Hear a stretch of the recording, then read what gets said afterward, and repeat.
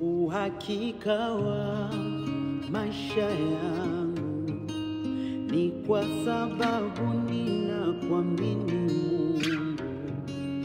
Huwezi niacha peke yangu, kwenye giza nene umekuwa nuru, na kutegemea wewe na sio mtu.